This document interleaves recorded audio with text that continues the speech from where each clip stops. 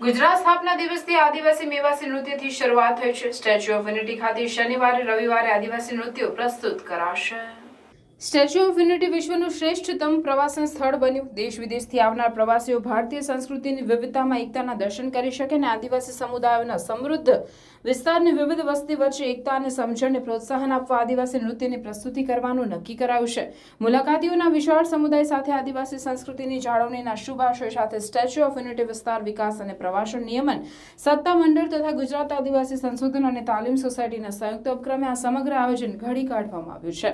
સમગ્ર વિશ્વમાં ભારત દેશ વિવિધતામાં એકતાનું શ્રેષ્ઠતમ ઉદાહરણ પૂરું પાડે છે, ત્યારે ભારતની અને ખાસ કરીને આદિવાસી સમુદાયના સમૃદ્ધ સાંસ્કૃતિક વારસાની જાણકારી અને ઝલક વિશાળ સંખ્યામાં આવતી મુલાકાતીઓને મળી રહે અને ભારત દેશની સંસ્કૃતિને વિવિધતામાં એકતાના દર્શન કરી શકે તે માટે સ્ટેચ્યુ ઓફ યુનિટી વિસ્તાર વિકાસ અને પ્રવાસન નિયમન સત્તામંડળ અને ગુજરાત આદિવાસી સંશોધન અને તાલીમ સોસાયટી વચ્ચે થયેલા સમજૂતી કરાર મુજબ દર શનિવાર અને રવિવાર સાંજે 6:15 થી 7 કલાક સુધી 8 થી 9 કલાક દરમિયાન આદિવાસી નૃત્ય પ્રસ્તુત કરવામાં આવશે। 1 મે 2024 ગુજરાત સ્થાપના દિવસની સંધ્યાએથી આદિવાસી મેવાસી નૃત્ય પ્રસ્તુત કરીને આયોજનનો પ્રારંભ કરવામાં આવ્યો। ભારત દેશ વિવિધતામાં એકતાનું શ્રેષ્ઠતમ ઉદાહરણ છે।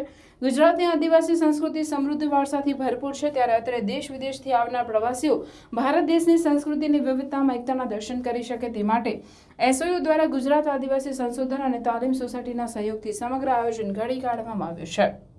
પ્રવાસીઓને આ દિવસો દરમિયાન એકતા નગરના પ્રવાસનું આયોજન ઘડી કાઢવા વિનંતી કરાઈ છે।